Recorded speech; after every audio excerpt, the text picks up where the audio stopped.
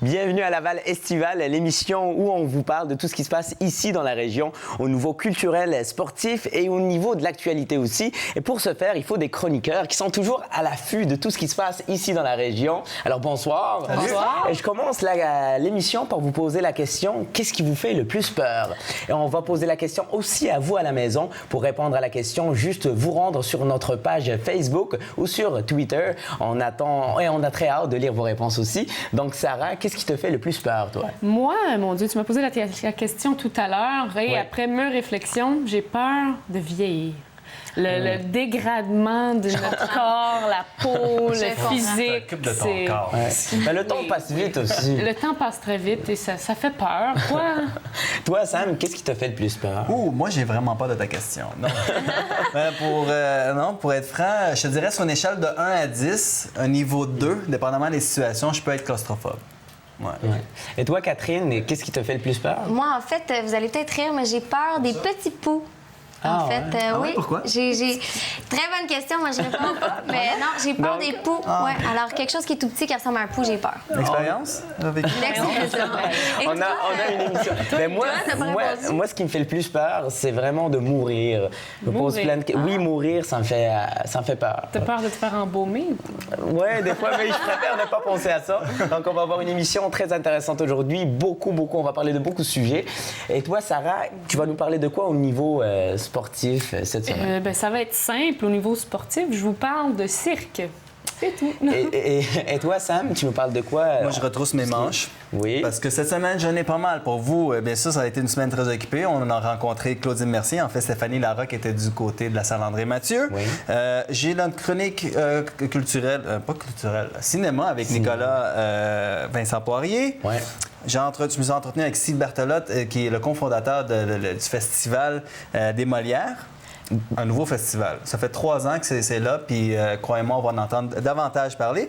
Et bien sûr, notre chronique mensuelle de spectacle avec Stéphanie Vandelac, la salle André-Mathieu. Au niveau culturel, on a pas mal de choses cette semaine. Je retrousse mes manches.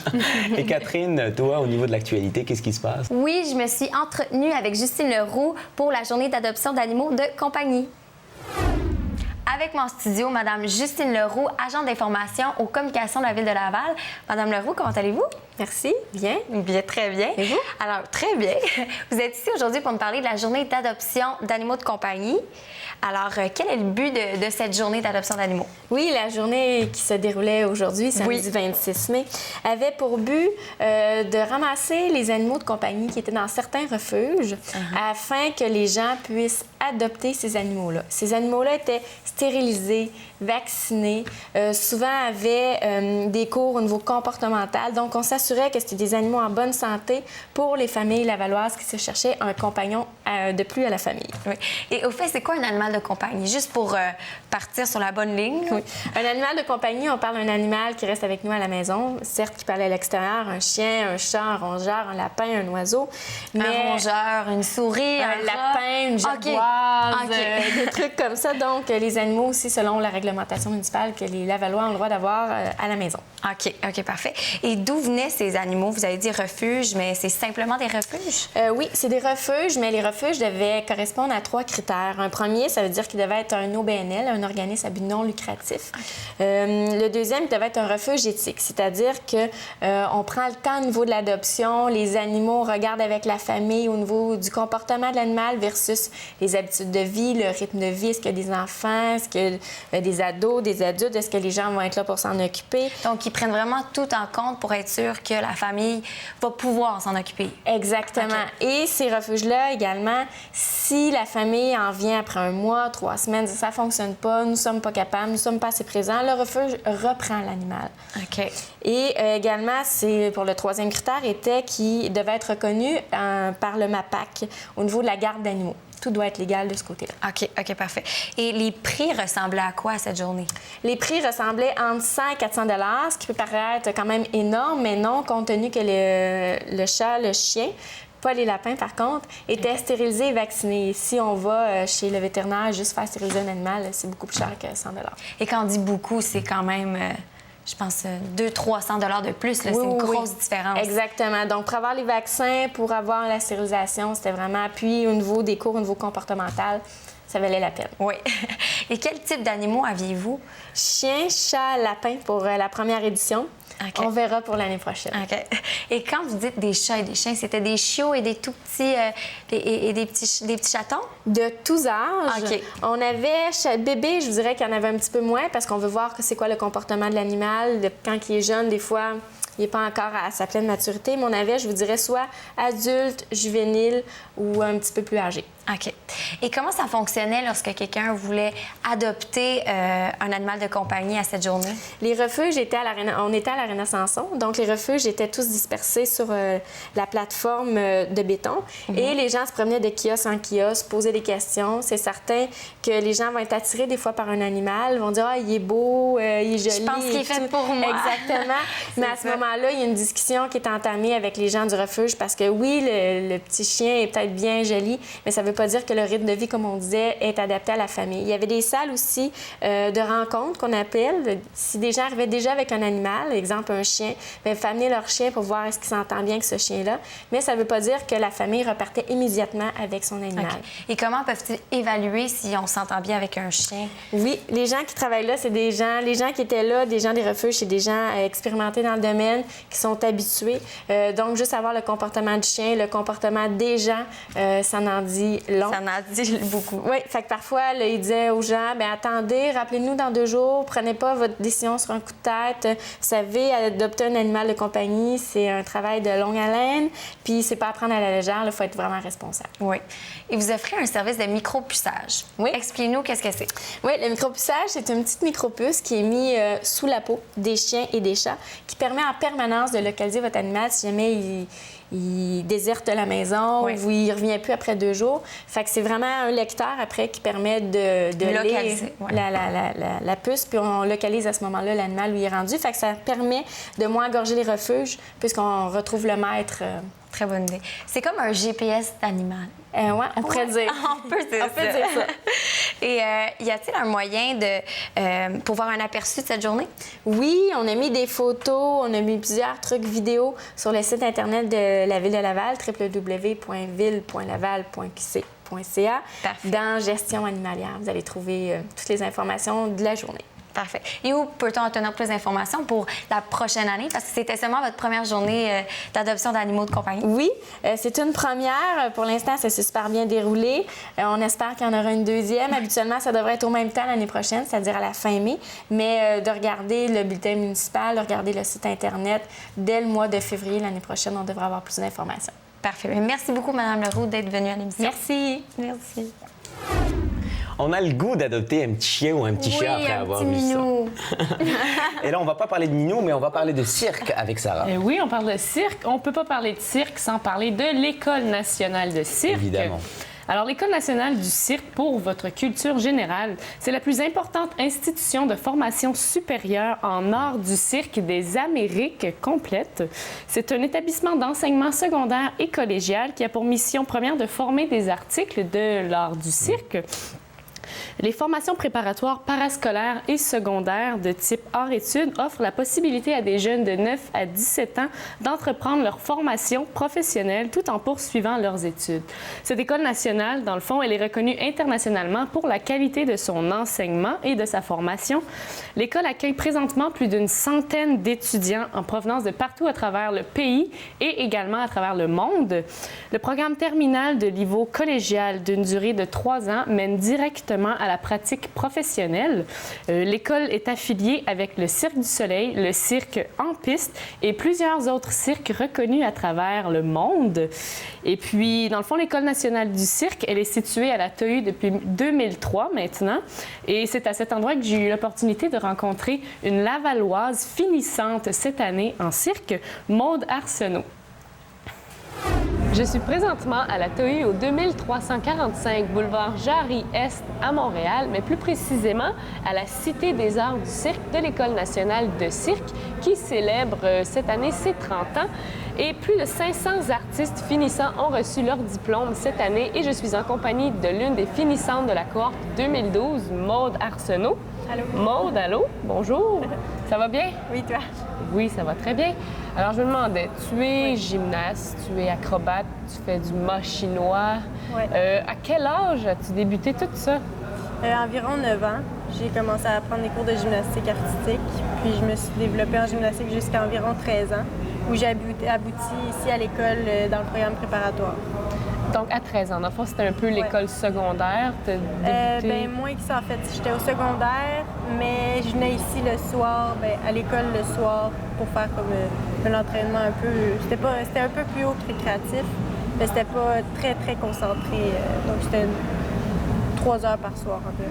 OK, puis toi, tu es une fille de Laval. Oui. Donc, est-ce qu'il y avait des lieux précis où tu pouvais t'entraîner à Laval ou c'était seulement ici que ça pouvait se faire? Ben, l'école, c'est vraiment un endroit spécifique où tu veux t'entraîner, justement. Sinon, ça aurait été probablement dans un club de gymnastique où j'aurais pu un peu perfectionner mes acrobaties, tout ça, mais c'est vraiment à l'école de cirque que je pouvais vraiment approfondir mes techniques de cirque. Tes techniques de cirque, et puis, dans le fond, tu as appris à être acrobate à l'école de cirque également? Oui, bien, j'avais déjà une bonne base venant de la gymnastique artistique. Je suis arrivée avec une bonne base acrobatique, puis de là, j'ai développé d'autres acquis, comme justement avec le mât chinois, tout ça, les techniques aériennes un peu, tout ça. Puis dans le fond, c'était impossible. Là, tu peux pas dire, par exemple, comme un sport, le soccer, tu peux pas dire une fin de semaine, je vais aller pratiquer un peu dans le parc mes routines, puis mes exercices, puis tout ça. Bien, oui. Oui, tu peux le faire? Bien, c'est sûr, ça dépend des disciplines en cirque, en fait. Un mât chinois, c'est un peu plus compliqué à installer dans un parc. Il faudrait que je m'assure qu'il y ait des bons points d'accroche au sol, mais ça se ferait. Ça se fait complètement. Sur des trucs comme main à main ou de la voltige ou des acrobaties, ça se fait. Ça peut se faire dans un parc. Et puis au mât chinois, excusez-moi, tu es en duo avec Michael, ton copain dans la vie de tous les jours. Ouais. Comment est-ce que tu te sens de travailler avec la personne que tu aimes, dans le fond? Bien, c'est vraiment le fun. En fait, c'est un privilège parce que c'est sûr, souvent, c'est mélanger travail et couple un peu, c'est plus difficile, mais en même temps, on sortait ensemble avant qu'on soit un duo, donc on se connaissait déjà bien. Vous êtes rencontrés à l'école de cirque? Au programme préparatoire. Donc, ça fait comme 4 ans et demi déjà. Puis ça fait environ 2 ans qu'on est en duo. Donc, c'est ça. Puis, dans le fond, c'est le fun parce qu'on peut travailler ensemble après. Puis, dans le fond, on n'a pas le problème on se voit jamais. Puis là, quand on se recroise de temps en temps à Montréal ou ailleurs, c'est vraiment... Ça développe une belle chimie entre vous depuis... Ça fait 2 ans maintenant. Qu'on est en duo, oui. OK, que vous êtes en duo. Ouais. Et puis, là, tu es une jeune fille de 20 ans, puis tout ça. Est-ce que tu as une vie sociale très développée à l'extérieur de l'école du cirque ou ça se déroule C'est sûr, ça se déroule plus à l'école. Je veux dire, on va se rencontrer entre amis à l'extérieur, mais c'est quand même souvent les amis de l'école parce qu'on a vraiment comme notre vie en commun, dans le fond, parce que ça m'arrive de retourner voir mes amis de primaire ou tout ça, mais ça reste qu'eux ont fait leur vie à part beaucoup, puis c'est très demandant et prenant comme école, c'est sûr. Donc, le fait que tu sois avec ton copain à l'école, vous comprenez un peu plus pour les arrangements et tout ça.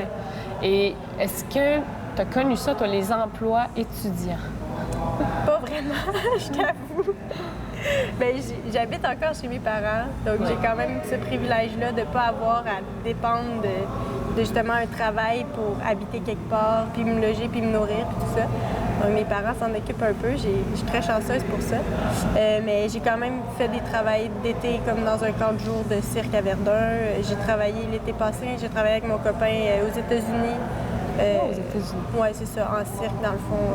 Qu'est-ce que tu faisais exactement aux États-Unis? Mât chinois, trampoline, power track, des disciplines ça, de cirque dans un parc d'attractions. Puis avec la compagnie au vol. Pour les jeunes? Ben c'était dans un parc d'attractions, donc un peu comme à la ronde. Oui, c'est ça. C'est exactement comme à la ronde, dans le fond. Puis on a fait ça tout l'été, dans le fond. C'est comme un emploi d'été, mais ouais. Puis est-ce que tu étais rémunérée pour faire ce travail? Est-ce que les coûts d'inscription à l'école de cirque, c'est élevé? Ben quand même. C'est semi-privé, je crois, si je ne me trompe pas. C'est privé complètement. C'est privé, oui. OK. Donc, c'est ça. Fait que c'est sûr, c'est plus coûteux qu'aller à un cégep normal, là, mais c'est pas comparable aux États-Unis quand même, là, je pense. On s'entend. Moi, j'aimerais que tu m'expliques comment ça se déroule une journée typique à l'école. Personnellement, moi, je suis allée dans une école secondaire normale, à vrai dire. Oui, mais ça se compare plus au cégep dans mon cas parce que j'ai pas vraiment fait le programme CES. Mais dans le fond, chacun a un horaire différent selon ses disciplines et tout ça, mais tout le monde a les mêmes cours de danse, musculation, flexibilité, les cours de base d'acrobatie, tout ça. Tout le monde a ça. Puis là encore, les cours varient selon dans quelle année que tu es. Fait qu'en troisième année, tu as peut-être un peu moins de cours différents, mais tu as plus d'heures dans ta discipline principale.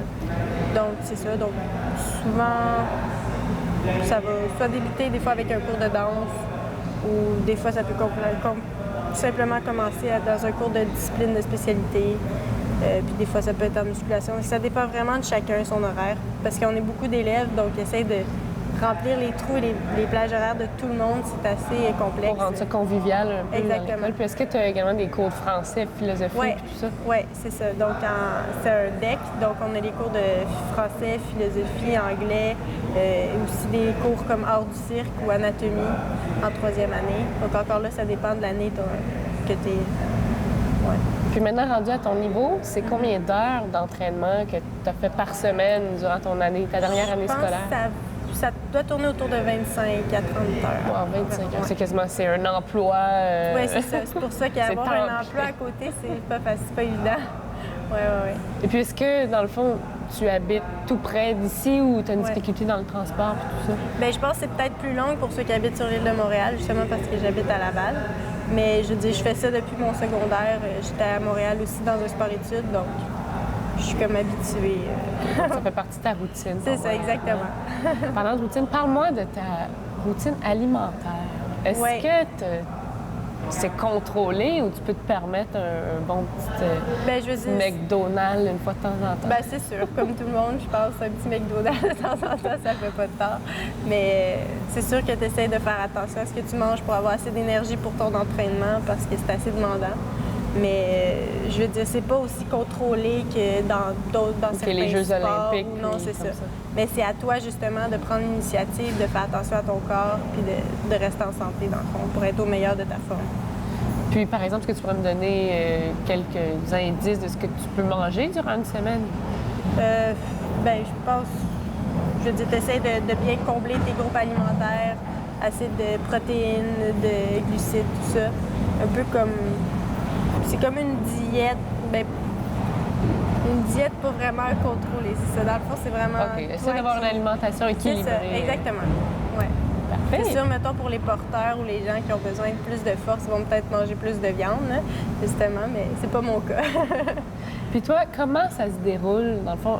As-tu un rituel d'avant-spectacle que tu fais, musique, tu t'enfermes dans ta bulle ou peu importe? Oui, bien, j'ai besoin quand même de me répéter avant les spectacles tout l'ordre de ce que je dois faire, puis tout ça. De voir mon moment tout seul, puis de aussi avoir un moment avec mon copain, justement, de comme ça. Ou motiver mutuellement. Exactement. Fait que ça, c'est le fun. C'est une partie de fun d'être en duo. C'est que tu as quelqu'un avec qui toujours partager et s'encourager quand c'est des journées plus difficiles. Puis à quoi est-ce que tu penses lorsque tu fais ta routine? Est-ce que c'est seulement je suis concentrée, je suis dans ce que je fais ou, oh mon Dieu, tu te capotes ou peu importe? Non, bien c'est sûr, on essaie de vivre le moment présent le plus possible parce que ce qu'on a à faire, on l'a fait des millions de fois.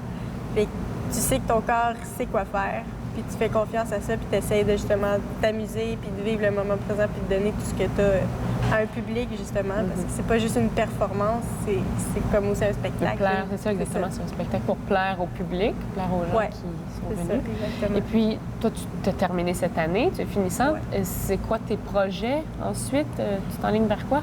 Bien, on a des projets avec le Cirque Éloise, en fait, qui sont... C'est ton copain et toi, Michael? Oui, exactement.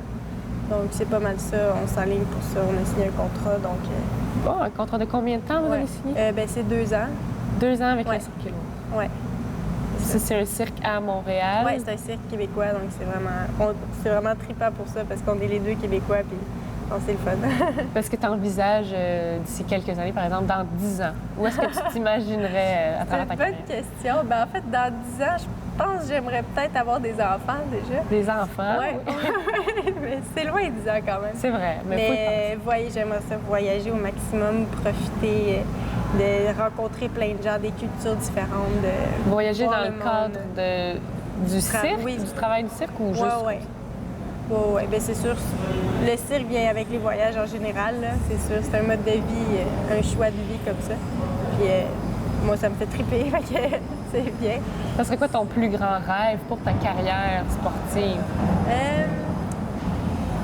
Je pense que c'est d'avoir un peu touché à toutes les sortes des types de domaines dans le cirque, parce que tu as comme le monde de cabaret, le monde de création, de festival, d'avoir comme touché à tout, puis de pouvoir comme faire « Ah, ça, c'est d'avoir trippé plus là-dedans », puis d'aller plus à fond là-dedans, puis aussi peut-être de créer une compagnie d'ici quelques années. De cirque? Ouais, de ou cirque. une école de cirque? Une compagnie.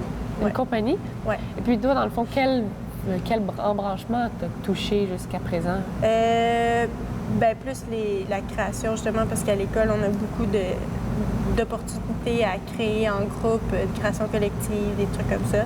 Puis on a fait comme ici à l'ATEU, il y avait l'ouverture du Festival mondial du cirque de demain, édition spéciale à l'ATEU. Et nous, on a eu la chance de faire le numéro d'ouverture.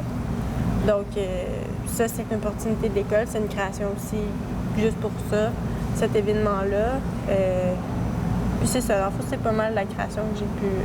Le festival, tout ça, c'est pas encore... Pas encore rendu là. Donc, comment est-ce que C'est ça fonctionne à l'école, une création? Est-ce que c'est vous qui vous asseyez à la table, puis là, vous réfléchissez les mouvements, la routine que vous aimeriez élaborer? Pour notre numéro, tu parles? Oui, le numéro avec Ouais. Mickaël. On s'assoit avec notre entraîneur technique, puis on a un conseiller artistique.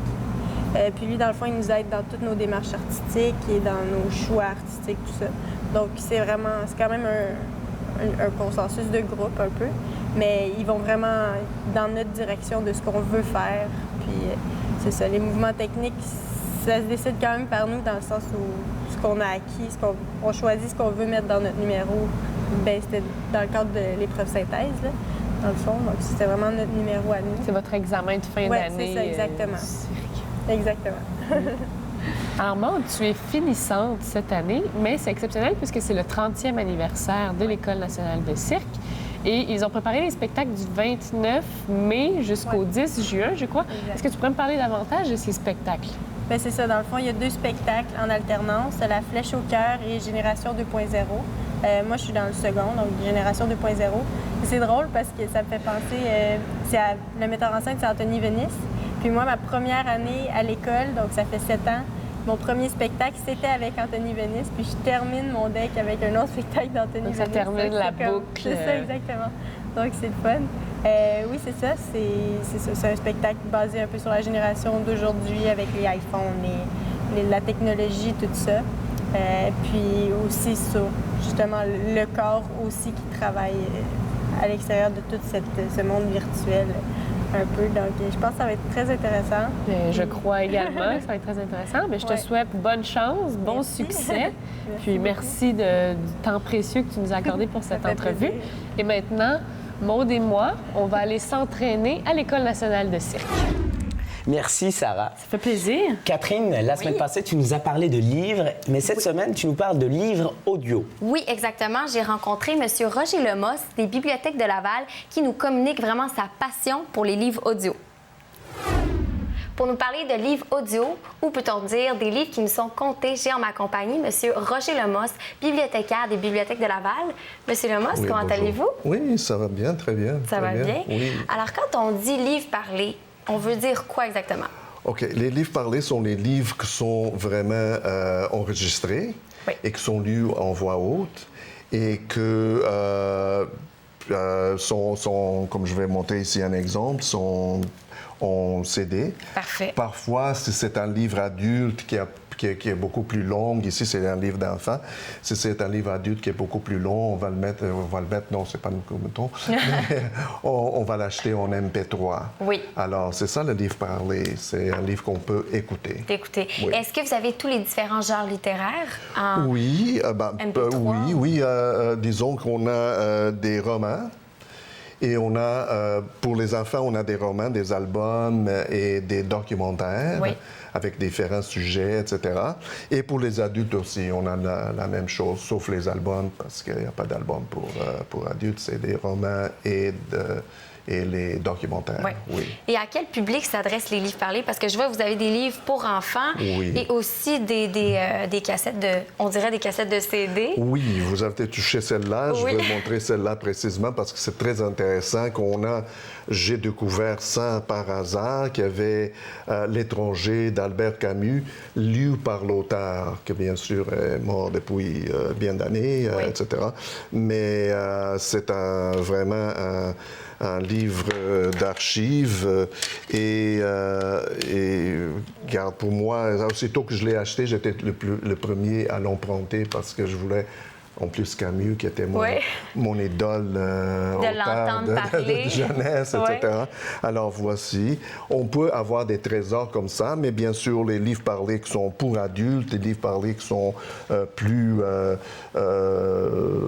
populaires ou plus communs, sont des livres par exemple, des auteurs comme Anna Cavalda, et celui-là est aussi lu par l'auteur.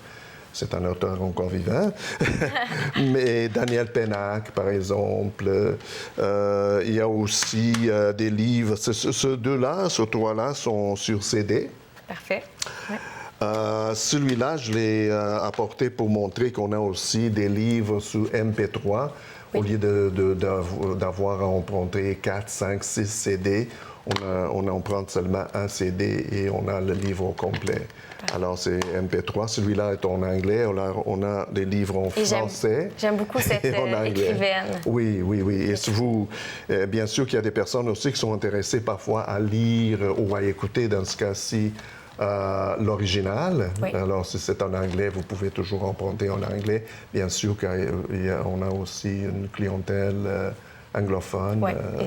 Alors, heureusement, il y a anglophones qui lisent parfois en français, des francophones qui lisent en anglais ou qui écoutent. C'est bon pour l'apprentissage de la langue et pour d'autres. Oui, c'est ça que j'allais dire. Est-ce que c'est un moyen d'apprentissage ou c'est un moyen pour les gens d'avoir un moyen de donner des cours de langue? Donner des cours de langue, peut-être pour un appui sur les cours de langue, mais pour les enfants, si on prend les enfants, comme vous savez, par exemple, aiment écouter. Et je pense que ça fait partie de l'apprentissage de la langue, bien sûr, écouter, même s'ils ne comprennent pas les mots.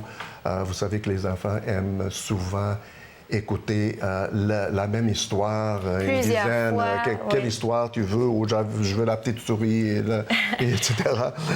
Alors, je pense que le livre parlé s'apprête beaucoup à ça, parce que l'enfant peut l'écouter plusieurs fois. Et il y a tout un apprentissage qui se fait, bien sûr, avec les mots qu'ils écoutent, la cadence. Les livres parlés aussi, souvent, ont quelque chose qui c'est très intéressant, les livres parlés pour enfants. Parfois, il y a de la musique là-dedans. Et celui-là est un exemple, par exemple, parce que c'est un conte et chansons de Gilles Vigneault. Alors, il est aussi en livre. Alors on peut lire en même temps. On peut lire en même temps le conte de Gilles Vigneault. Et on peut après écouter certaines chansons. Vous voyez le CD ici. Le CD qui est attaché au livre. C'est ça. Alors on peut faire séparément ou ensemble. Et vous voyez, il y a des personnes très importantes dans la chanson québécoise qui sont impliquées. Par exemple, Fred Pellerin, Diane Dufresne, Robert Charlebois, Edith Butler et autres. Alors, imaginez qu'est-ce que ça donne pour un enfant d'écouter ça et qu'est-ce qu'on peut faire avec l'enfant en expliquant sur plusieurs choses. Ça forme un peu notre culture en même temps. C'est ça. Il y a d'autres aussi qui sont intéressants. Ici, c'est aussi un livre basé sur une histoire d'une écrivaine québécoise, Dominique Demers, qui aussi raconte le livre en audio. OK. C'est de ce côté-ci. Alors, vous pouvez encore lire l'histoire, ou l'enfant peut lire l'histoire en accompagnant avec l'écoute, ou peut seulement écouter le livre. Et c'est ou vrai s'il veut, il peut seulement lire le livre. Oui, Et seulement. Mais Oui. aussi, c'est vrai, maintenant, c'est très populaire, les iPhones et tout ça. Et même, moi, pour ma part, j'ai des amis qui vont, à la place de lire l'Économiste, C'est ça ça, s'appelle c'est ça, ils peuvent l'écouter. Et C'est ça, des c'est fois, ça, ça c'est nous ça. permet de faire d'autres choses en même temps. Et... Oui, Non, bien sûr. Parce très que commode. bientôt, je vais parler d'autres choses. Quand je parle des cours de langue, par exemple, après les ressources électroniques, je vais vous dire qu'est-ce qu'on peut trouver là-dedans. Et vous allez voir qu'il y a aussi une ressource électronique que les enfants peuvent accéder Oui. et qui peuvent écouter les livres à la maison sans avoir le livre, seulement Et- par le site. Et vous avez un catalogue en ligne. Quelle autre ressource trouve-t-on sur votre catalogue? C'est ça. On trouve les ressources en ligne, les ressources électroniques. Oui. Mais ça, je vais parler plus tard, un peu plus tard. OK. Parce que je veux pas me sauter jusqu'à la fin, parce que sinon, on termine maintenant. Là, tout ça. OK. Je voudrais aussi, à part les livres parlés, qui sont très intéressants, comme je vous dis, une chose des livres parlés qui est aussi intéressant, c'est que beaucoup de personnes ne connaissent pas le livre parlé ou le livre audio. J'ai même eu des clients ou des utilisateurs des bibliothèques qui sont venus et qui, après connaître les livres parlés, et commencent à les écouter beaucoup plus. Parce que parfois, On n'est pas habitué, c'est nouveau. On rentre à la maison fatigué, on a regardé l'ordinateur pendant des heures et des heures, Ouais. on va reposer la vue, mais on aime quand même avoir des histoires qui vont peut-être aller ailleurs, nous amener ailleurs, ou d'autres raisons pour lire et écouter des livres. Ouais. Alors, on peut faire ça tranquillement, sans forcer la vision, etc. Il y a bien sûr des personnes aussi qui ont des difficultés à voir bien ou à lire bien à cause de la vue, oui. de la vue. Alors, c'est très bon pour eux aussi. Alors, vous voyez qu'il y a toute une Ça s'adresse à... utilisation. Là. Exactement, à tout le public. C'est ça. Oui. Moi-même, parfois, je l'écoute seulement pour me relaxer et pour fermer les yeux. Et être dans son monde de livres, c'est fun. C'est différent et c'est peut-être moins forçant au début parce que des fois, avant de se coucher, on lit notre livre et des fois, il faut se forcer ou se concentrer. Oui, c'est ça, oui. Il y a des personnes qui l'écoutent précisément déjà couchées. Oui. Il y a d'autres qui écoutent dans l'auto, particulièrement quand on est pris dans les embouteillages, oui. etc. Peut-être je ne recommande pas que vous écoutez le livre si vous avez beaucoup de trafic, Oui. etc. Mais quand on est vraiment pris dans le trafic, c'est peut-être... Il y a d'autres personnes qui le font en voyage. L'avion, etc. Alors, c'est très pratique, vraiment. Oui. Vous avez un catalogue en ligne. Oui. Alors, quelles ressources peut-on trouver sur ce catalogue? OK. À part, avant de parler du catalogue en ligne et des ressources, je veux dire que la bibliothèque possède aussi des cours de langue. OK.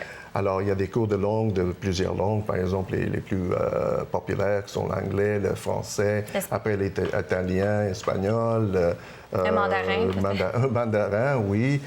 Même le swahili, qui est une langue parlée dans la côte orientale de l'Afrique. Mais nos ressources en ligne possèdent aussi, nous possédons beaucoup de ressources en ligne. Et entre elles, des cours de langue que vous pouvez accéder par Internet. Par Internet, OK. C'est ça. Vous loguez au catalogue. Par le catalogue, vous vous loguez et après, vous avez un icône ou un onglet qui dit « Ressources en ligne » et vous pouvez accéder à beaucoup de ressources en ligne. Et où peut-on trouver ce catalogue? Ah, le catalogue. Oui. Oui, c'est sur le catalogue. Si vous voulez, je vous donne l'adresse. L'adresse, c'est www.biblio.laval.qc.ca. CA. Parfait. C'est ça. Parfait. Parfait. Alors, merci beaucoup, M. Lemos, d'être venu à l'émission. J'espère que tout le monde va apprécier la richesse de notre bibliothèque en livres parlés et en cours de langue. Et si jamais vous allez en Afrique, par exemple, vous voulez venir sortir notre cours de Swahili. Oui, c'est vrai, il y a de tout. Il y a de tout. Merci beaucoup.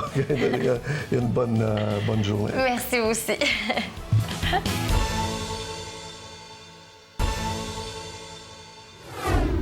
Catherine, c'est assez intéressant tout ça quand même. Oui, et je trouve que c'est un moyen très le fun d'apprendre, d'avoir des cours de langue par les livres audio. Oui, absolument. Sam, on débute avec les arts et spectacles. Qu'est-ce qui se passe? Oui, on est très achalandés. C'est la période de rush, si on peut dire, sur le territoire lavallois. Et pendant que je couvrais un autre événement, Stéphanie Larocque, notre collègue, avait le plaisir de rencontrer Claudine Mercier à la salle André-Mathieu pour son spectacle « Je suis toujours un peu dans le champ ».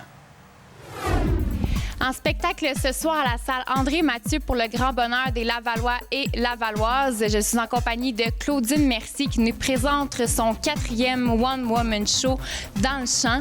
Claudine Mercier, bonsoir, ça va bien? Ça va très bien, et toi? Oui, ça va bien, merci. Donc déjà un 4e One Woman Show depuis tes débuts en 93. Puis celui-ci est mis en scène par Daniel Fortin qui, rappelons-le, a gagné un Olivier pour le meilleur metteur en scène pour le show de Mike Ward en 2011. Mais pourquoi cette fois-ci s'être associé à Daniel Fortin? J'avais le goût. Je trouve ça intéressant de prendre toujours... j'ai quand même des éléments qui restent stables là, dans mon équipe, comme Benoît Pelletier au niveau des textes. Ça fait 20 ans que je travaille avec. Puis il y a aussi toute mon équipe de producteurs avec qui je travaille depuis le dernier show. Fait que c'est bien aussi d'élargir puis justement d'engager des gens qui vont t'amener ailleurs. T'sais. Moi, Daniel, il est venu voir le show. J'étais en rodage, puis j'avais pas de décor, pas de costume, pas rien. Puis il a bien aimé ça, puis je disais, j'aime ça, jouer comme ça, tu sais, pas d'écran, pas de vidéo, tu sais, j'ai fait ça beaucoup dans mes autres spectacles, les vidéos, tout ça. Fait qu'on a pris cette approche-là très, très simple, puis ça repose beaucoup sur la performance, puis sur mon jeu à moi, fait que je trouve ça bien intéressant. Fait que lui a amené vraiment une facture très moderne, il vient du monde du design, fait que c'est lui qui a conçu l'affiche, puis on a trouvé le titre ensemble du spectacle, puis c'est la première fois que je trouve un titre à mon show. Fait que c'est ça, le titre, c'est le fun, ça évoque... tu sais, quand je regardais mes stand-up que dans le spectacle, tu sais, je raconte le chemin de Compostelle, l'hôtel de glace, mon premier voyage de pêche à la truite, mon premier voyage à la pêche au saumon, le camping sauvage. Fait que je compte mes aventures, puis ça marche jamais, mon affaire, tu sais. Fait que je suis tout le temps un peu dans le champ. Fait que c'est pour ça qu'on a appelé le spectacle comme ça. Puis en même temps, je trouve que c'est très représentatif de notre époque, tu sais. Tu regardes... Original aussi, hein? Au niveau de l'économie, on est dans le champ, tu sais. Il y a plein de pays qui sont en difficulté financière, économique. Tu regardes au niveau de l'environnement, on est vraiment à côté de la traque. Il faut vraiment se renligner. Tu sais, je trouve qu'il y a plein de symboliques comme ça qui se prêtent bien à ce titre-là. OK. Puis là, on a parlé un peu des sujets qu'il y a dans ce spectacle-là, mais on sait aussi que tu es reconnu beaucoup pour tes imitations. Est-ce qu'on en retrouve aussi dans ce spectacle-là? Oui, il y en a encore parce que j'aime ça beaucoup imiter. Puis c'est ça qui est le fun avec Daniel, c'est qu'il m'a forcé un peu à pas faire des vieilles voix, tu sais, reprendre encore. Tu sais, ça fait 20 ans que je fais des imitations. J'ai commencé en 89 avec l'école de comédie, l'école Juste pour rire. Fait que ça fait quand même un bout que j'ai commencé. Fait que, tu sais, les imitations Édith Piaf, tu sais, tous les grands classiques, je les ai faits. Fait que là, je vais dans l'actualité. Fait que là, présentement, j'ai 2 numéros d'imitation dans le spectacle. Cœur de pirate, Marjo Thériault, Ima, Ginette Renault, Céline Dion, Lady Gaga, Shakira, Marie-Mé, Brigitte Boisjoli, Chloé Sainte-Marie, Adèle, Lisa Leblanc. Fait que c'est ça. Tu sais, je me tiens beaucoup dans l'actualité, tu sais. Fait que... Il y en a beaucoup d'imitations quand même dans ce spectacle-là. Je veux dire, il y en a peut-être moins qu'avant. Là, tu sais, avant, ça reposait... Mon premier show, il reposait que sur les imitations. Après ça, le deuxième show, j'ai fait des personnages comme Barbie puis la petite fille. Puis après ça, le troisième show, là, j'ai rentré plus de stand-up. Fait que ce show-là, je te dirais qu'il y a encore plus de stand-up. Puis il y a encore des imitations. Il y a 2 personnages. Il y a Shannon qui vient donner une conférence sur le bonheur au travail.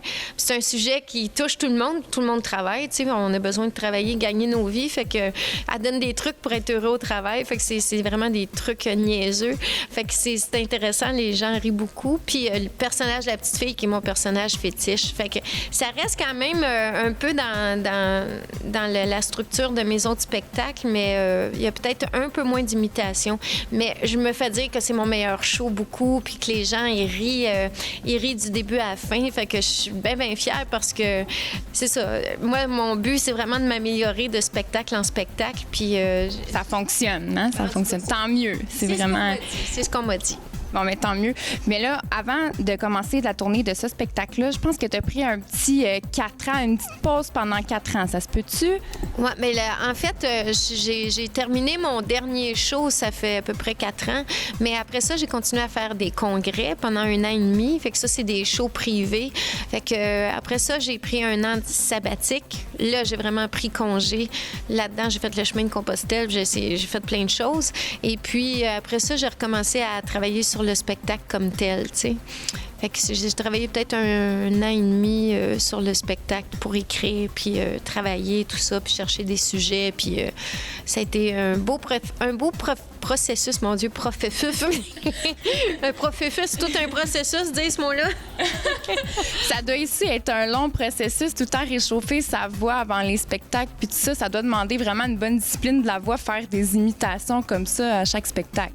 Oui, c'est la discipline d'une chanteuse. Tu vois, dans les autres shows, c'est vrai que je chantais plus, mais c'est quand même la même présentation, la même préparation. Je veux dire, je fais mes vocalises à tous les jours. Je vois mon prof de chant encore. C'est Monique Cardinal, avec qui je travaille depuis 20 ans aussi. Fait que c'est ça, je fais... C'est vraiment la discipline, là. Tu sais, j'ai toute ma petite routine avant les shows. Puis c'est le fun parce que faire les vocalises aussi, c'est un peu comme... un peu une méditation parce que tu te concentres beaucoup sur ta respiration, tout ça, fait que ça te calme. Fait que à tous les jours, je fais ça, puis ça fait bien du bien. Puis dernière chose, cette tournée-là de ce spectacle, c'est une tournée que tu qualifies comme étant éco. Ça veut dire quoi, ça? Écologique, carbo zéro ou zéro neutre, je sais plus c'est quoi le nom parce qu'ils l'ont changé en cours de route, là. Mais ça, c'est un organisme qui... on s'est inscrit à ce programme-là. C'est que moi, je fais ma tournée en voiture hybride parce que ça fait longtemps que j'ai décidé ça. C'est important pour moi de diminuer le plus possible les gaz à effet de serre. Puis l'autre affaire, c'est que le spectacle, on utilise des LED pour les éclairages. On a un décor qui est un écran blanc. Puis moi, je voulais comme une toile là, que tu dessines sur ta toile. C'est ça. Puis l'éclairagiste nous a proposé ce type d'éclairage-là qui il produit presque pas. Il demande quasiment pas d'électricité, d'énergie.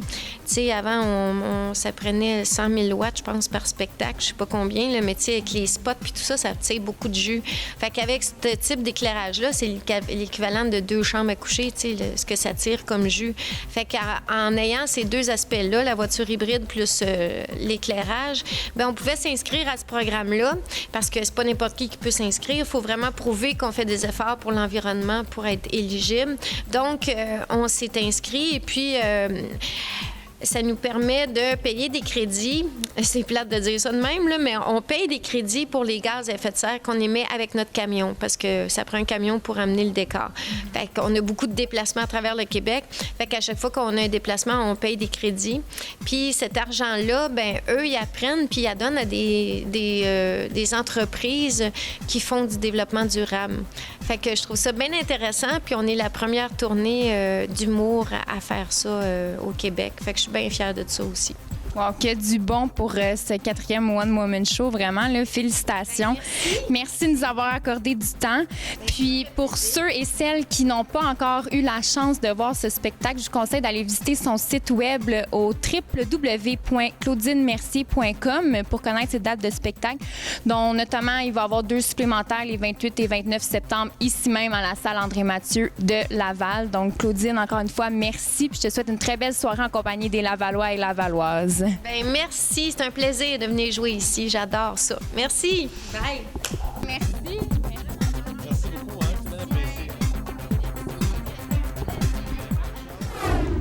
Sarah, tu n'es pas seulement allée à la TOU, mais tu as mis la main à la pâte aussi. Oui, j'ai mis la main à la pâte. J'ai assisté à l'entraînement des athlètes de l'École nationale du cirque et on regarde ce que ça donne à l'instant.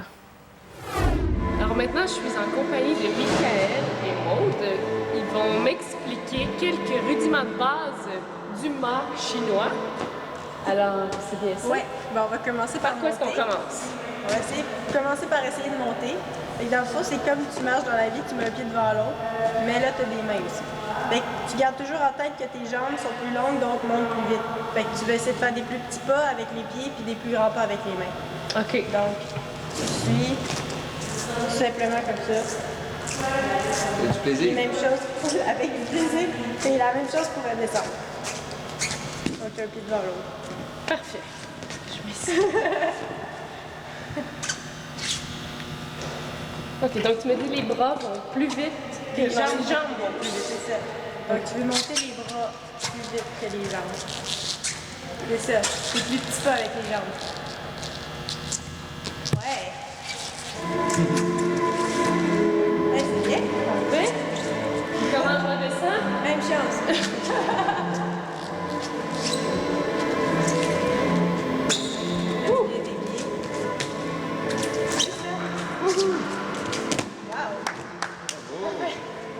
Ensuite, Prochaine étape, je pense. je me sens prête. Parfait. On va faire la position classique. Donc, tu vas coller tes deux pieds face à face. Ici. Tu vas te coller au mât, passer un bras devant le mât. Et sourire à la caméra. Et puis, si ça va bien, on va pouvoir enlever une jambe. OK, ça, c'est juste si ça va bien. C'est ça. Fais attention, un petit peu ici, ça va glisser. Oui, c'est ça. Ça glisse? OK. Je le mets en haut ou En haut, peut-être. Ou en bas. C'est comme En bas, ouais. Ça va aller ici. Pas trop flexible. Bon, comme ça. C'est ça. Ouais. Passe une épaule. C'est ça. Exact. Sourire à la caméra. Et là, on enlève un pied. Celui-là. Ouais. Yeah! Super. Hop, Wow! Bravo. Merci. Est-ce que vous pensez que j'ai de l'avenir là-dedans? Ben oui, c'est sûr. Wow. C'est vraiment une... Comment on dit ça? Une révélation. Une Révélation. Et puis, quoi d'autre? Est-ce que vous pourriez me montrer? L'étoile? Ouais, l'étoile. Fait. Ouais. Fait. Non. Veux-tu le voir? L'étoile? Donc, un pied face au mât. La main pareille. Là, hop, on ouvre. Comme ça. Puis là, on va souffler. Ouais. Ok, vous allez souffler On sur va moi. souffler, tu vas te tourner. Comme une feuille. Une étoile. Une étoile. Une étoile qui tourne. Étoile filante. Ouais, C'est c'est un ça. filant. Alors, Un pied. un pied. Exact.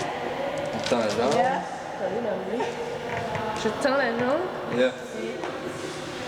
Hey! Donc, un dernier petit truc, là. J'aime trop Ouais. ça. Ouais. Un dernier Le drapeau? truc. Le classique. Ouais. Le drapeau. Allons-y. Je pense que t'es assez fort. Le drapeau, Tu veux. Vas-y. montrez-moi. Pour important, l'index, la main en bas va pointer vers le bas. La main, on va les mettre. Hop! Ça tient tout seul. Ça fait tout. Tout seul. Ah oui. OK, Là, on va t'aider parce que. la main en bas, C'est ça. Dans le Avec fond, ton l'index. doigt Ouais. face à l'œil. C'est ça, exact. puis la main ici. Exact. Attends, je vais m'essayer toute seule. Non, je ne m'essayerai pas toute seule. Ouais. Wouhou! Ouais, tout seul. Je fais rien. On Là. enlève les... Enlever les mains. Ah, je peux toucher l'autre poteau? Oui, c'est ça, exact. Hey, tout seul!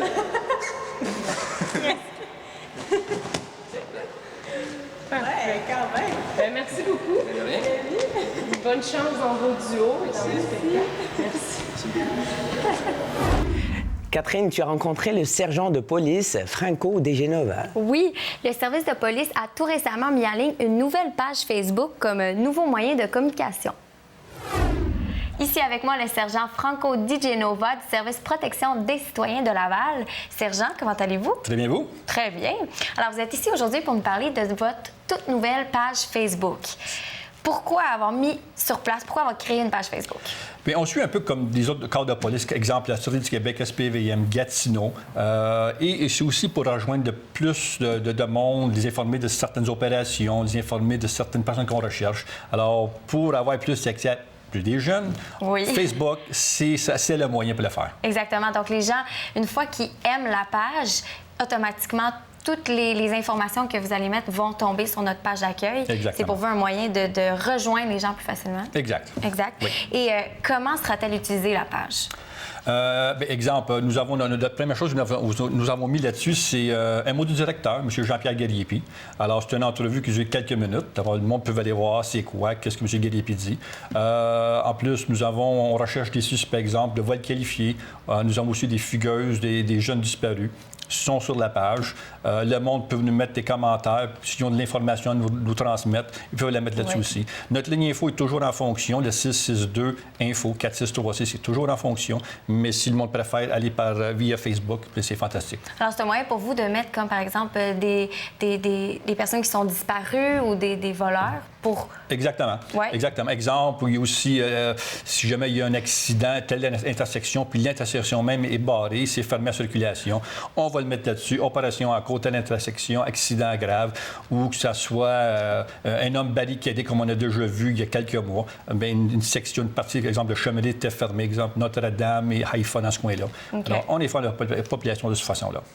Et c'est un bon moyen. Facebook, c'est le moyen le plus facile, je pense, maintenant, de rejoindre les gens. Exactement. Les jeunes, les personnes un peu plus âgées, qui sont à la maison avec leur laptop ou leur ordinateur, c'est la façon de faire. Donc, ça s'adresse à tout le public. À tout le monde. Tout le monde, tout le monde. Exactement. Sans exception. Exact. Et aussi, y aurait-il une personne en charge ou responsable de cette page 24 heures sur 24? Bien, pour l'instant, ça serait mon lieutenant, moi, M. Daniel Guérin. C'est lui qui a créé. Ça fait depuis un mois et demi qu'il travaille là-dessus. C'est tout nouveau. C'est tout nouveau, oui, exactement. Alors, c'est lui qui l'a créé. C'est sûr qu'il va y avoir des améliorations à faire là-dessus et c'est lui qui va les faire. Alors, si jamais quelqu'un va laisser un message à M. Guérin, il laisse une petite note et il va répondre. Puis, on peut attendre combien de temps avant d'avoir une réponse? Est-ce qu'il y a un temps estimé, 24 heures? On va essayer de faire ça en dedans de 24 heures. C'est sûr, si nous avons une opération majeure, bien là, ça peut prendre un peu plus de temps, parce que là, il faut répondre aux questions des médias, que ce soit LCN ou TVA et tout ça. Mais quelqu'un va répondre, c'est sûr. Oui. Alors, au niveau du contenu de la page Facebook, vous avez différents sujets, mais précisément, on peut retrouver quoi? On peut retrouver, exemple, un individu qu'on recherche pour avoir fait 17-18 vols qualifiés sur le territoire de Laval et de Montréal. Nous avons réussi à avoir des très belles photos de lui par des caméras de surveillance des banques en question. Et c'est parfait pour nous, pour les gens, de s'informer, parce que si on ne le voit pas à la télévision, on n'est pas au courant. Exactement. Je peux vous référer, ça a passé des journaux locaux, des journaux de Montréal, mais si par hasard une personne ne l'a pas vu cette journée-là, bien là, oubliez ça, ils ne sont pas au courant. Mais sur Facebook, c'est toujours là, sa photo-là. C'est une très belle photo en passant. D'habitude, c'est rare qu'on a des belles photos de même. Oui, il y a un chapeau, oui, il y a des lunettes fumées, mais on voit sa face et c'est très clair. Et je pense que les gens consultent Facebook au moins... minimum 5 fois par jour. Ah, c'est sûr. C'est sûr. Et quand une personne va là-dessus, comme exemple mon garçon, il est là pendant 1 heure ou 2 et il regarde tout, il lit tout. Alors, non, c'est une très bonne façon de communiquer avec la population, que ce soit jeune ou un peu plus vieux. Oui. Alors, vous avez aussi de l'actualité. Quand vous parlez d'actualité, vous voulez dire quoi? Exemple, on a des cas de disparus, des jeunes qui sont disparus ou sont en fugue. Nous sommes à leur recherche. Alors, leur photo est là-dessus avec une description de ce qui est arrivé dans son cas, dans le cas de la jeune fille. Et si quelqu'un veut se prononcer et dire « j'ai vu cette personne-là », est-ce qu'on vous contacte par Facebook? Ça doit être caché un peu. Oui, par Facebook. Ou on a toujours notre ligne info qui est le 450-662-INFO, le 4636. D'abord, au choix de la personne, si vous nous donnez des informations, c'est par téléphone ou par Facebook. Okay. Alors encore, je le répète, toute l'information est confidentielle. On ne va pas crier ça sur la voie publique. C'est un tel qui nous a donné telle information. Pas du tout. C'est confidentiel à 100 %.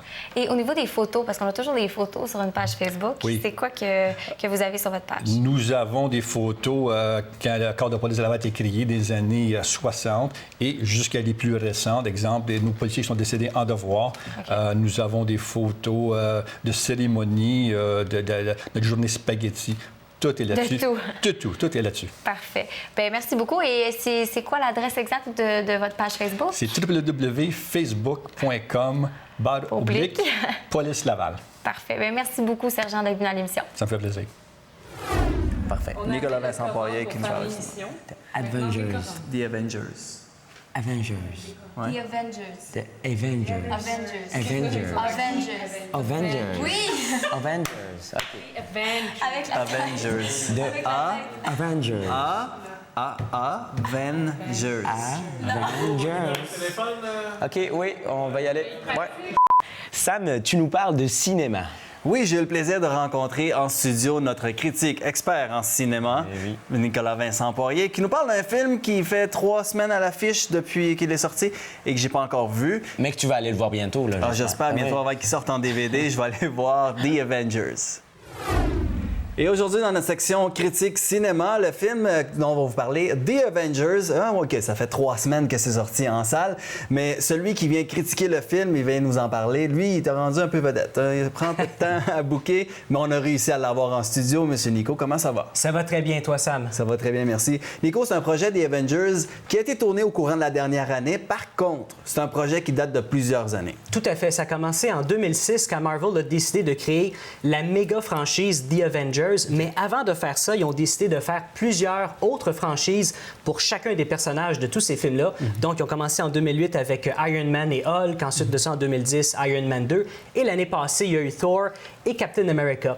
Et le gros challenge là-dedans, c'est que pour chacune de ces franchises-là, ils voulaient un style différent. Donc, évidemment, tu regardes le film Captain America, ça n'a rien à voir avec Thor. Non. Le gros challenge, c'est de prendre tous ces styles-là et de les réunir ensemble dans le film The Avenger. Ça, c'est quelque chose d'assez énorme à faire et ça s'est jamais vu au cinéma jusqu'à présent. Et qu'est-ce qui est énorme aussi, c'est le coût de production de ces films-là. Oui, tout à fait. Comment ça devient rentable, en fait? Écoute, le coût de tous ces films-là que je viens de nommer avec The Avengers, c'est 1 milliard de dollars que ça a coûté. Mais par contre, les recettes au box-office jusqu'à présent, on parle de 4,4 milliards de dollars. Juste avec le film The Avengers, c'est 1,1 milliard jusqu'à date. Il a battu plusieurs records. Il n'a pas encore battu Avatar à 2,8 milliards. Okay. Est-ce qu'il va se rendre à ça? Je ne sais pas encore. Parle-moi justement des Avengers. Qu'est-ce qu'il y en est de ce film-là? De comment le projet est venu se joindre dans ce film, un film? OK, bien, ce qui s'est passé, c'est qu'il y avait besoin d'un réalisateur scénariste qui était capable de mettre ensemble tous les styles avec tous les personnages. Ouais. Ils ont demandé à Joss Whedon, qui lui est un réalisateur télé surtout. Il a créé des séries comme Buffy, Dollhouse, Firefly et Angel.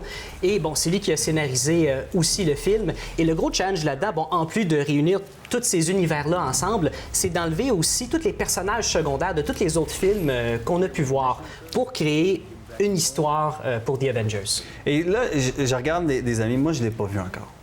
Tape-moi sa main. J'ai pas encore vu le film. Ça fait 3 semaines. Mais la majorité des gens qui sortent de cette salle de cinéma-là sont quand même, on peut dire, splittés. Il y en a qui adorent le film et il y en a qui détestent le film. On dit, j'ai pas encore rencontré des gens qui trouvent ça moyen. Okay, qu'est-ce qu'il y en est? Mais ça, c'est pas compliqué. C'est parce que si on aime Captain America, on arrive dans The Avengers, il est là durant une certaine partie du film, mais pas tout le long. Si on n'aime pas Thor, bien, surprise, il est là une partie du temps. Okay. Donc, moi, ce que je dis aux gens, c'est si vous avez aimé tous les autres films précédents, The Avengers, c'est fait pour vous. S'il y en a que vous n'avez pas aimé, The Avengers, c'est 2h22. C'est long en maudit quand on n'aime pas ça. Mais globalement, l'histoire, la production de The Avengers, est-ce que c'est un bon film d'après Nico? Moi, je trouve que c'est un film correct. L'histoire, j'ai trouvé beaucoup plus simple. Ce qui est bien là-dedans, c'est de voir la chimie entre les personnages. Ce qui est vraiment cool, c'est le personnage de Hulk qui est particulièrement bien réussi comparé aux versions de 2008 et 2003. Donc, j'espère vraiment qu'ils vont en faire un film comme ça avec The Hulk. Mais l'histoire, en général, ils sont tous à la recherche d'un cube bleu avec plein d'énergie. Okay. Donc, moi, j'ai trouvé ça un petit peu simple. Mais par rapport aux retombées de ce film-là, tu vois, ce qui se passe, c'est qu'il y a un Captain America 2 qui est prévu pour 2014, Iron Man 3 qui est prévu l'année prochaine. Okay, c'est pas fini, ce gros projet-là. Ah non, du tout. Ça fait juste commencer. Après ça, il y a Thor l'année prochaine aussi. Hulk, peut-être pour 2015. Après ça, il y a Iron Man 3 l'année prochaine. Et The Avengers 2, ils savent pas encore quand est-ce que ça va arriver. Mais c'est en production, c'est sur papier. C'est sur papier, ils sont en train de le préparer. Et quelque chose d'amusant, c'est que quand tu lis les BD The Avengers, des fois, il y a Spider-Man qui embarque là-dedans, puis c'est normal, il fait partie de Marvel aussi. Ouais. Mais ce qui est spécial, c'est que c'est Disney qui a acheté Marvel, là, à peu près 1 an de ça, ouais. Et Sony a acheté les droits pour faire le film Spider-Man. Donc, à cause de ça, on ne verra jamais Spider-Man rentrer dans The Avengers. OK. Mais entre-temps, moi, je vais aller m'entraîner, Nico. Je vais peut-être auditionner pour The Avengers 2. Non, là, on se donne rendez-vous peut-être la semaine prochaine. On a un autre film à critiquer. Je vais t'envoyer au cinéma. Puis on se revoit la semaine prochaine. Book pas ton calendrier, là. Merci beaucoup, Nico. Ça fait plaisir.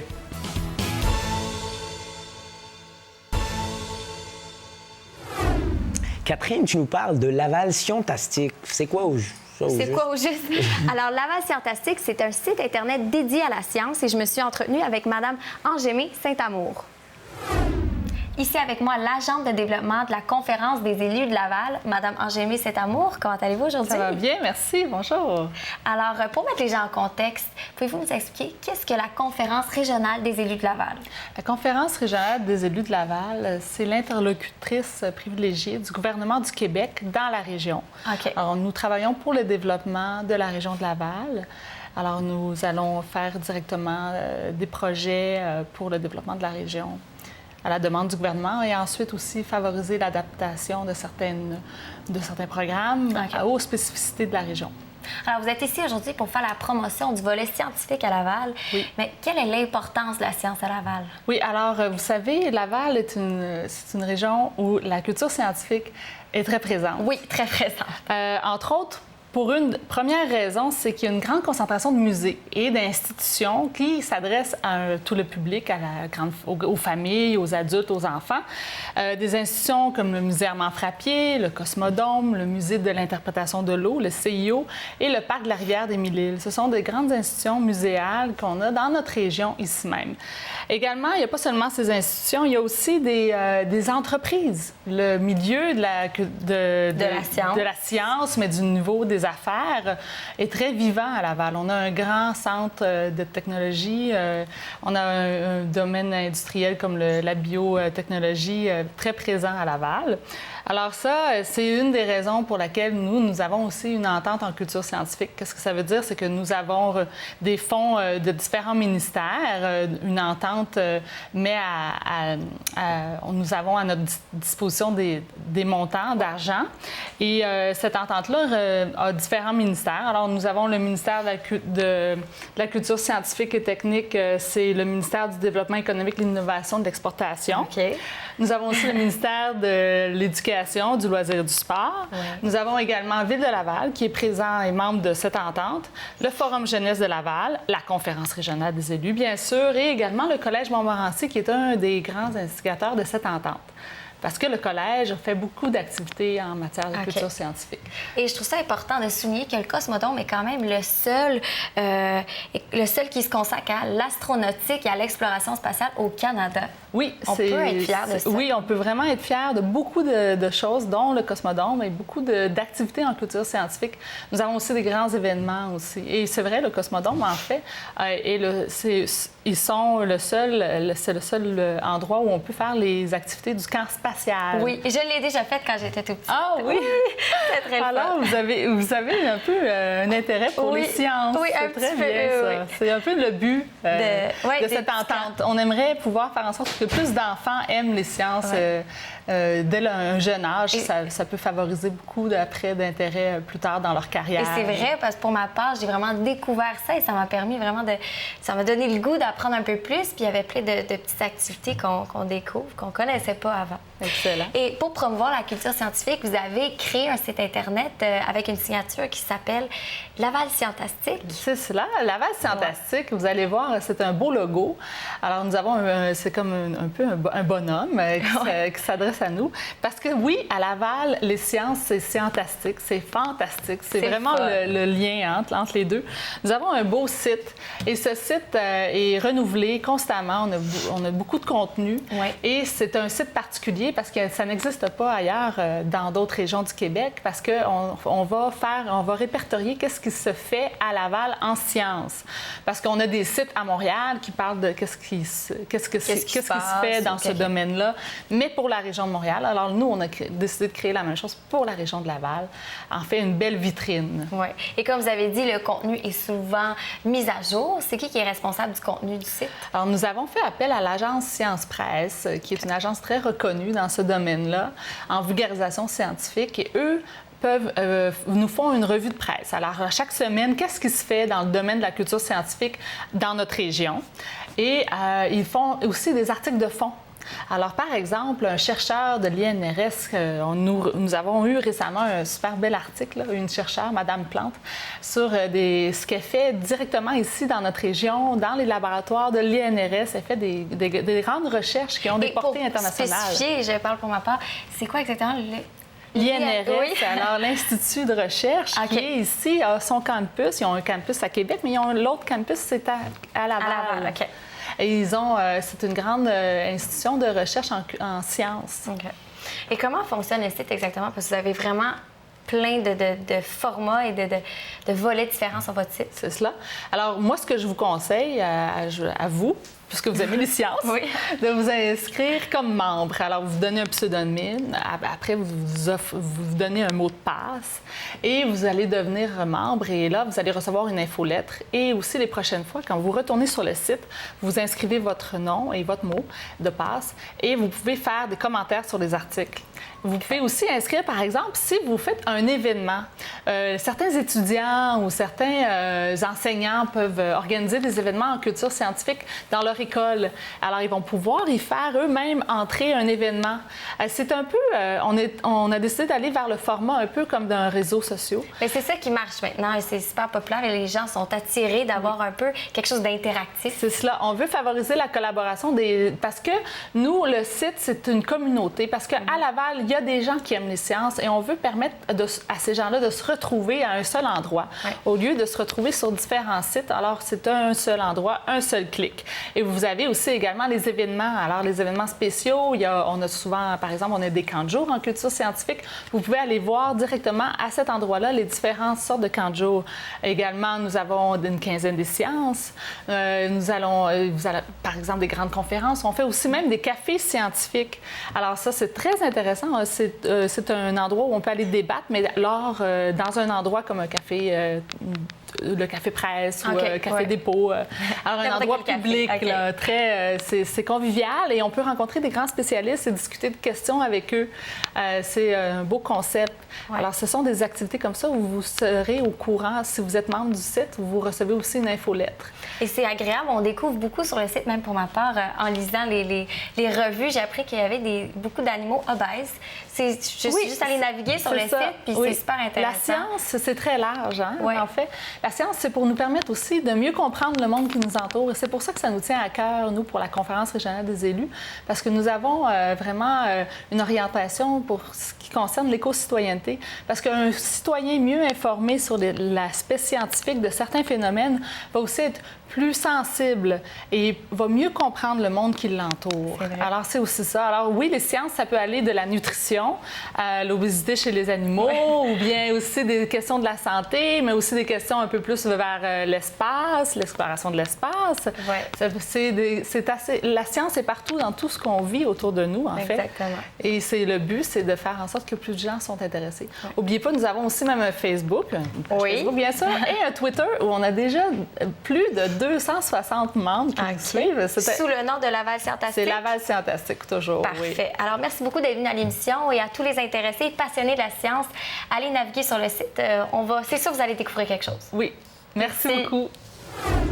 Sam, le Festival des Molières commence très bientôt. Là. Oui, marquez ça à votre calendrier. Du 6 au 17 juin, c'est le rendez-vous pour tous les amateurs de théâtre. Ouais. En fait, ça donne l'opportunité dans ce festival-là, autant aux amateurs qu'aux semi-professionnels, de prendre d'assaut la scène et nous présenter leurs pièces de théâtre. Et c'est quelque chose de nouveau. 3e édition. Il y a bien sûr plusieurs rendez-vous cet été au nom des festivals et un que vous devez marquer à votre calendrier est du 6 au 17 juin et on parle du Festival des Molières et j'ai son cofondateur avec moi ici en studio. M. Berthelot, bonjour. Bonjour, merci de m'accueillir. Merci d'avoir donné votre temps parce que c'est un festival que j'ai découvert un peu cette semaine en sachant que vous allez être en studio et je trouve ça très intéressant parce que c'est un festival pour les gens qui sont en amour avec le théâtre et c'est ouvert à tout le monde. Parlez-moi un peu pourquoi ça s'appelle le Festival des Molières initialement. Bien, le Festival des Molières est d'abord, avant tout, on pourrait dire un hommage à Molière. Molière écrivait, il participait au décor, au costume, il écrivait, il faisait la mise en scène. Alors pour moi, tous les artisans, qu'ils soient sur scène ou à l'extérieur de la scène, c'est des Molières. Et comme je le mentionnais, c'est un festival qui est ouvert aux gens de tout âge, aux amateurs, autant aux semi-professionnels, aux professionnels. Parlez-moi un peu plus en détail qu'est-ce qu'il y en est de la programmation puis du concept de ce festival. Tout d'abord, on est à la phase 1 qui est au côté amateur, pour tout de suite.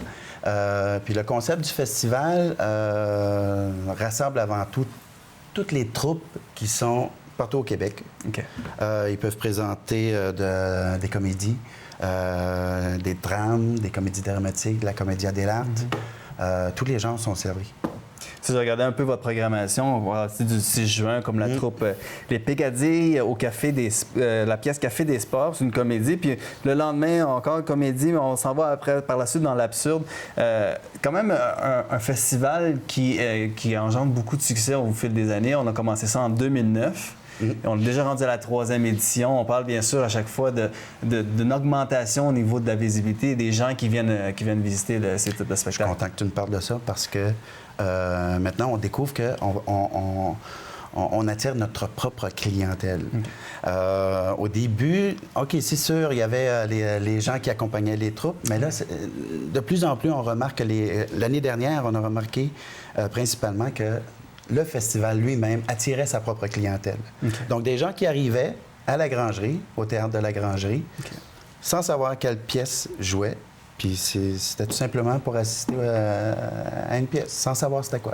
Là, vous avez amené avec vous ce beau bijou. Oui. Parlez-moi un peu, parce qu'il y a une histoire derrière ce beau trophée. Bien, c'est le trophée pour le meilleur comédien et la meilleure comédienne. OK. On n'avait pas de trophée, mais il fallait en faire un. Ouais. Et comme le festival, à ses débuts, n'avait pas beaucoup d'argent, ben je l'ai fait moi-même. Donc, j'ai récupéré des morceaux qu'il y avait chez moi. Donc, du bois, des vieux masques que j'avais achetés il y a une vingtaine d'années. Et puis, je l'ai confectionné. Puis, je pense que je suis assez fier. Beau produit final. Oui. Moi, je ne serais jamais rendu avec un produit aussi bien monté que ça. Là, on parle, cette année, comparativement, l'année dernière, on parlait de 10 troupes au-dessus de 100 comédiens. Il y avait, je pense, 109 comédiens qui participaient au festival. À peu près. Encore cette année, on a une centaine de comédiens, tout près d'une centaine de comédiens qui vont être là cette année. On parle de 9 troupes, c'est ça? 9 troupes, oui. Pour, bien sûr, avoir plus d'informations... avant que j'oublie, on parlait bien sûr de trophées. Il y a un gala de remise de prix. Oui. Qui se retrouve le 17 juin. Oui. Durant le gala, on va remettre le prix coup de cœur du public. Et puis ça, c'est très important parce que c'est le public qui choisit sa troupe. Et puis, la meilleure mise en scène, rôle de soutien. Rôle de soutien très important parce qu'on les oublie pas, eux autres aussi. Parce que le rôle de soutien, c'est lui qui fait que le premier rôle, il se met en valeur. On devrait parler de ce rôle de soutien ici. Moi, je suis toujours en soutien. Ensuite de ça, il y a aussi le brigadier. Le brigadier qui est le trophée du festival, qui est remis à la meilleure troupe de l'année. Donc, on a 2 juges qui vont donner des notes. On y va avec une liste de critères techniques. Puis les troupes, plus la technique est juste, plus ils ont des points, puis ça marche comme ça. Alors, je vous rappelle les dates du 6 au 17 juin, le rendez-vous au Festival des Molières. Et bien sûr, on vous invite à visiter leur site internet www.festivaldesmolières.com ou bien aussi visiter leur Facebook. Ils ont même un channel YouTube où est-ce qu'on peut voir les photos, les archives des éditions précédentes. Oui, oui. Je vous remercie beaucoup, M. Steve Berthelot, de votre visite. Oui, tu peux donner l'adresse? Ah, bien oui. Oui, l'adresse est au 5475 Saint-Martin-Ouest, tout juste à côté de l'autoroute 13. Vous allez voir, il y a une certaine similitude avec le YouTube. Ouais. Donc, on vous y attend en grand nombre. Merci beaucoup de votre visite. Merci. Et pour conclure le tour, notre rendez-vous mensuel avec Stéphanie Vandelac qui nous parle des spectacles à venir au mois de juin. Oui, donc je suis Catherine ici à la salle André-Mathieu. Je suis avec Stéphanie qui va nous parler de la programmation de cet été. Ça va être un été plutôt majoritairement en rire. C'est quoi les nouveaux spectacles qui s'en viennent ici à la salle André-Mathieu? Oui, donc un été tout en humour à la salle André-Mathieu et au théâtre Marcelin Champagnat. On risque de beaucoup rire avec nos amis les humoristes. du côté des nouveaux spectacles, en juin, il y a les Denis de Relais qui arrivent avec leur nouveau show qui s'appelle Comme du monde. Donc, peut-être qu'ils essayent un peu de sortir de leur côté brun pour devenir un peu plus comme du monde. Le 11 juin, du côté de la salle André-Mathieu, ils sont aussi de retour en supplémentaire en novembre. Donc, c'est déjà annoncé. Donc, c'est à votre choix, cet été ou cet automne, mais les Denis de Relais vont être en ville. Ensuite, on a aussi Guillaume Wagner qui présente son premier one-man show qui s'intitule Cinglant. Il va être du côté de la salle André-Mathieu en juillet et du théâtre Marcelin-Champagnat en août. Donc, pour ceux qui aiment ses chroniques incisives à la télé ou ceux qui le suivent sur Facebook connaissent un peu son côté crunchy, comme on peut dire.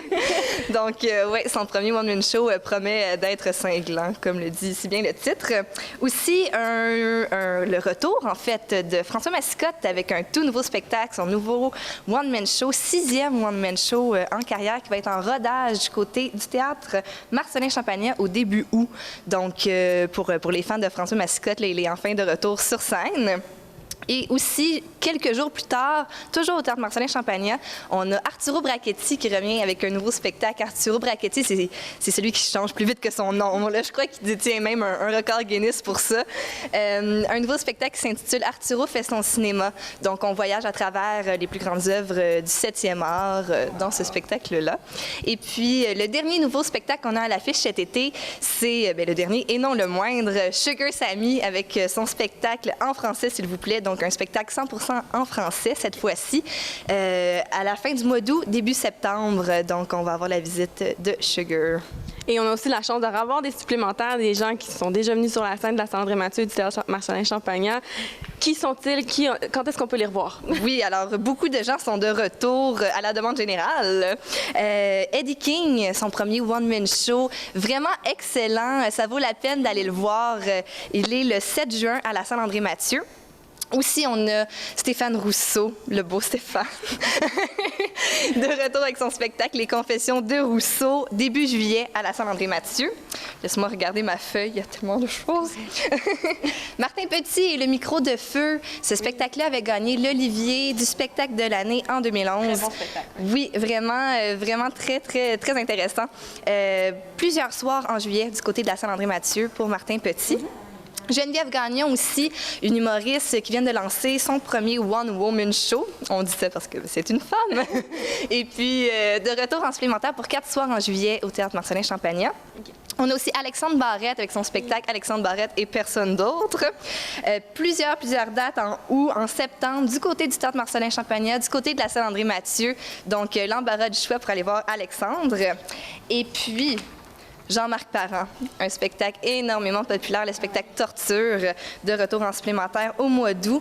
Et enfin, Patrick Groux, ça faisait un petit moment qu'on ne l'avait pas vu, il était venu nous voir cet hiver et là, il est de retour avec son spectacle qui s'appelle Job humoriste, donc un spectacle 100% stand-up. Et puis, c'est à la fin du mois d'août du côté de la salle André-Mathieu. J'ai tout vu, ces spectacles-là, ils sont tous bons.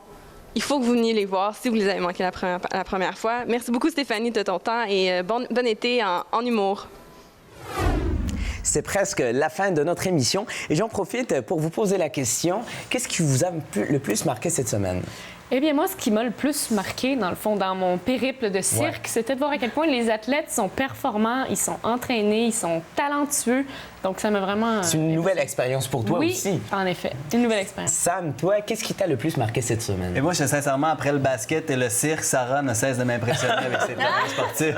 Tu me connaissais pas. Hein? Toi, Catherine? Moi, c'était la journée d'adoption d'animaux de compagnie. J'adore les animaux, donc pour moi, c'était un coup de cœur. Bien, merci à vous à la maison de nous avoir suivis. Je vous rappelle que vous pouvez nous suivre sur notre compte Twitter et notre page Facebook. Je vous rappelle la question d'aujourd'hui qui est de quoi avez-vous peur? Donc, on a très hâte de vous lire. Vous pouvez laisser vos commentaires aussi. Merci à vous d'avoir été là. Dans quelques instants, Anne-Marie Kirouac suit avec Laval en rafale. À la semaine prochaine.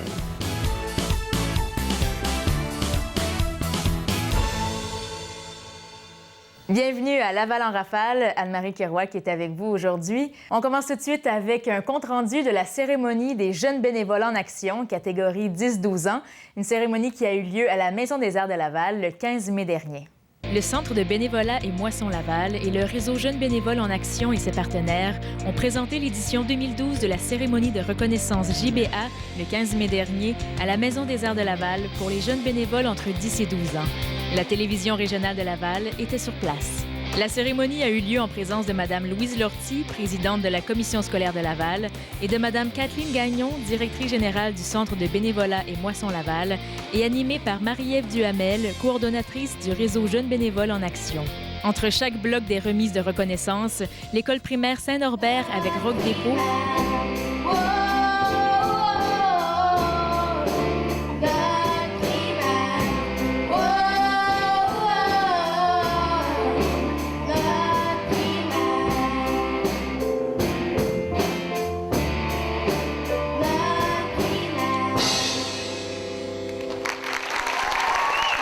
l'école Le Baluchon avec son numéro de cirque.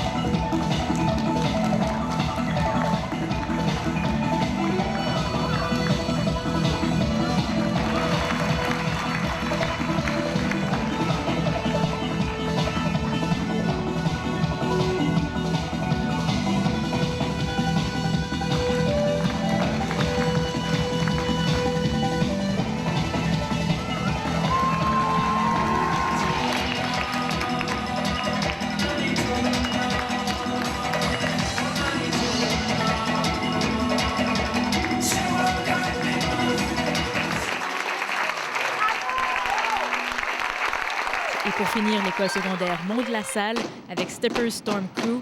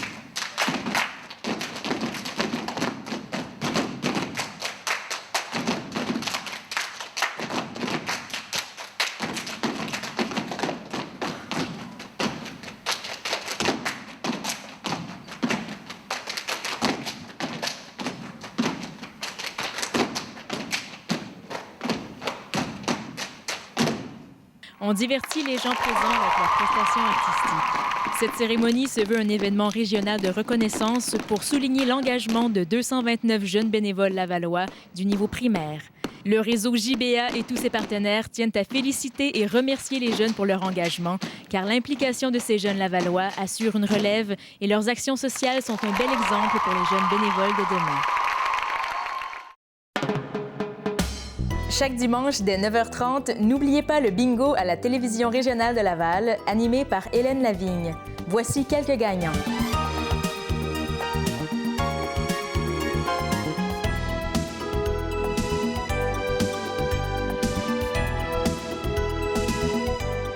Pour connaître la liste des points de vente, visitez le www.bonjourbingo.com. Un rendez-vous à ne pas manquer au Canal 9 chaque semaine. En terminant, voici un compte-rendu de la conférence de presse de la Grande Fête des Pompiers, conférence qui a eu lieu le 17 mai dernier à l'Hôtel de Ville de Laval. La Grande Fête des Pompiers réserve encore cette année plus d'activités pour tous les membres de la famille et pour tous les goûts, notamment la course des pompiers présentée par Medicus. Notre première édition de la course des pompiers présentée par Medicus. On parle d'une course de 2 km et de 5 km. Qui aura lieu de dimanche matin, départ du 5 km à 8h15 et du 2 km à 9h. Les spectacles en soirée, l'ajout d'un second défilé de camions de pompiers antiques et le dîner accompagné des vedettes du calendrier des pompiers, tout ça au profit de la Fondation des pompiers du Québec pour les Grands Brûlés. Les billets sont en vente au restaurant Le Sterlings à Laval. Au menu, spectacle de Fredo le magicien et de Totoche la caboche, l'apprentie magicienne, maison de la fumée, jeux gonflables, épreuves défi pompiers pour les tout-petits, exposition du Musée des pompiers de Laval. Je félicite l'Association des pompiers pour avoir pris cette initiative-là d'organiser une telle fin de semaine et aussi d'offrir des événements, des activités ludiques et sportives, tout en sensibilisant la grande population et la population de Lavalloise surtout à la prévention des incendies. Tous sont invités à venir courir en famille le dimanche 3 juin afin d'amasser des fonds. La course se déroulera dans les rues avoisinantes au Centropolis. Un chandail à l'effigie de la course et plusieurs autres surprises attendent les participants sur place. De plus, ceux-ci recevront une médaille soulignant leur participation. Jeunes et moins jeunes sont invités aussi à se rassembler le long des rues que sillonneront les camions de pompiers antiques qui proviendront des 4 coins du Québec. Afin de sensibiliser davantage les jeunes à la prévention des incendies, les élèves des écoles primaires lavalloises sont invités à participer au concours de la Grande Fête des pompiers. Ces derniers recevront, via leur école, tous les détails du concours accompagnés de la programmation de l'événement. 2 prix seront tirés parmi les participants. L'outil, un des meilleurs outils qu'on a pour faire nos campagnes de sensibilisation du public. Puis imaginez-vous qu'on peut faire du porte-à-porte puis rencontrer 2 ou 3 personnes, une cinquantaine de personnes par jour. À la Grande Fête des pompiers, on a la possibilité de rencontrer une trentaine de mille personnes qui sont bien souvent, bien sûr, des gens de Laval, même que des gens de l'extérieur, mais on en profite pour sensibiliser ces gens-là. C'est un rendez-vous à ne pas manquer les 1er, 2 et 3 juin prochains.